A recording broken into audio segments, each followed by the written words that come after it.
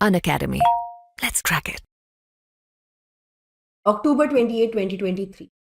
This was the day जिस दिन he lost a friend. Friend from the famous sitcom Friends. Matthew Perry, जिसको हम commonly Chandler Bing के नाम से Chandler Bing, who was known for his wit, his sarcasm, yet a very very funny character. आज के session में हम उन्हीं के बारे में बात करें. नमस्कार दोस्तों, पाथफाइंडर पर आप सभी का स्वागत है. मेरा नाम है दोस्तों. आज हम बात करने वाले हैं मैथ्यू पेरी की डेथ के कारण की. हाल ही में उनकी ऑटोप्सी से पता चला है कि मैथ्यू पेरी की डेथ जो है केटामाइन के ओवरडोज से हुई. आज के सेशन में जानने का प्रयास करते हैं क्या है केटामाइन और क्यों इसका ओवरडोज मैथ्यू पेरी के लिए फेटल हुआ. शुरुआत करते हैं with the news. So Friends actor Matthew Perry died from an accidental ketamine overdose. ऐसा इन्वेस्टिगेशन में पता लगा है बाय मेडिकल एग्जामिनर्स और ये उनके द्वारा रिवील किया गया फ्राइडे को.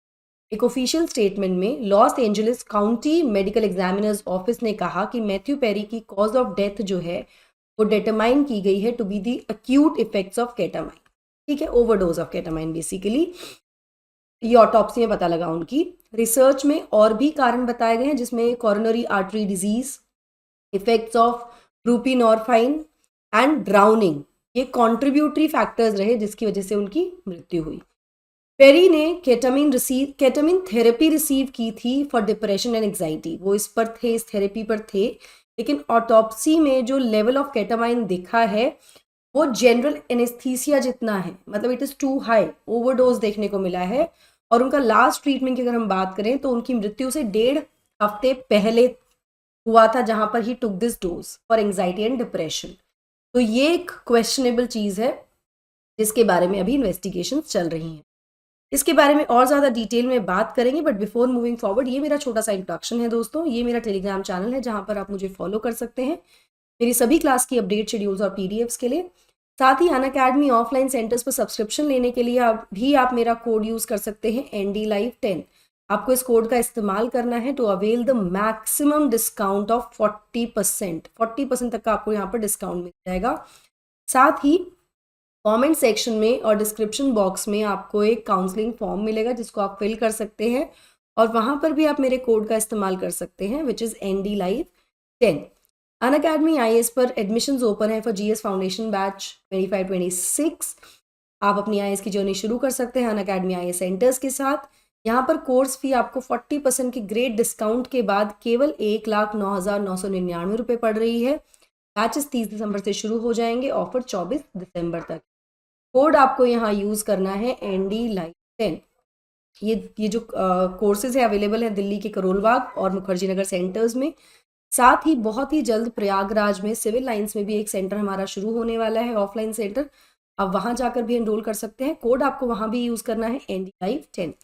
स्कॉलरशिप अवेल करने के लिए इस QR कोड को स्कैन कर लीजिए और सारी डिटेल्स आपको यहीं पर मिल जाएंगी. So according to the experts, जो अमाउंट ऑफ कीटामाइन पेरी की बॉडी में मिला है वो इतना है कि वो उनकी कॉन्शियसनेस लूज करने के लिए सफिशिएंट है. मतलब वो काफ़ी ज़्यादा अमाउंट में कीटामाइन मिला है और उसकी वजह से ही लॉस्ट हिज पोस्चर और उनकी एबिलिटी टू मूव या keep himself above the water. You must remember कि जब न्यूज़ आई थी उनकी डेथ की तो ये पता लगा था कि ground in is bath tub, तो वो अपने आप को उस टब के पानी के लेवल से ऊपर कर ही नहीं पाए. He was that unconscious because of the amount of ketamine that is found in body. Now ये जो सिडेटिव ड्रग्स होती हैं इनको पूल में या हॉट टब में यूज़ करना वैसे भी बहुत डेंजरस है और स्पेशली तब जब आप अकेले हैं तो ये काफ़ी रिस्की है. और इस केस में तो इट वॉज फेटल, मतलब यहाँ पर पेरी लॉस्ट हिज लाइफ, मृत्यु ही हो गई उनकी. कीटामाइन होता क्या है और इसके प्रभाव क्या हैं ये जान लेते हैं. Excuse me. कीटामाइन एक स्ट्रॉन्ग एनेस्थेटिक है. एनेस्थेटिक जनरली जो एनेस्थीसिया दिया जाता है ना ऑपरेशन से पहले, सर्जरी से पहले, सो दैट हमारी बॉडी को फील ना हो पेन, तो ये एनेस्थेटिक है और इसको सर्जरीज के लिए यूज़ किया जाता है. और अभी हाल ही में इसका इस्तेमाल मेंटल हेल्थ के लिए भी किया जाने लगा है. लेकिन मैं आपको ये बता दूं कि ये ऑफिशियली अप्रूव नहीं है इन यूजेस के लिए. इसको अभी तक ऑफिशियल अप्रूव नहीं किया गया, लेकिन उसके बावजूद भी US क्लिनिक्स में इसको यूज़ किया जाता है डिप्रेशन, एंग्जाइटी और पेन के लिए. ये इलीगली यूज़ की जाती है रिक्रिएशनल ड्रग की तरह, एज अ ड्रग ऑल्सो. जो एडिक्ट्स होते हैं वो भी इसका इस्तेमाल करते हैं बिकॉज इट हैज़ अ नम्बनिंग नम कर देती है बॉडी को और हेलुसिनेटिंग इफेक्ट्स की हेलुसिनेट करने लगते हैं, उसकी वजह से इसका रिक्रिएश पार्टीज में भी इसका इस्तेमाल किया जाता है। अब जो यूज़ है इस ड्रग केटामाइन का, ये इवॉल्व हुआ सिंस इट्स डेवलपमेंट इन 1960 1960 में इसका डेवलपमेंट हुआ था as human and animal anaesthetic, humans के लिए और जो जानवर हैं उनके लिए एनेस्थेटिक की तरह इसका इस्तेमाल करना शुरू हुआ था 1960 से। और आज के समय में ये बहुत ही मतलब मानी जाती है, काफ़ी एफिशिएंट ट्रीटमेंट माना जाता है सिवियर डिप्रेशन के लिए and as a psychedelic party drug also, जो एडिक्ट्स होते हैं उनके लिए एज अ पार्टी ड्रग की तरह भी। कीटामाइन को कीटालार भी कहा जाता है, एक मेडिसिन है जिसको डॉक्टर इस्तेमाल करते हैं to make people not feel pain, लोगों को दर्द ना हो, बेसिकली नम कर देने के लिए, एनेस्थीसिया की तरह।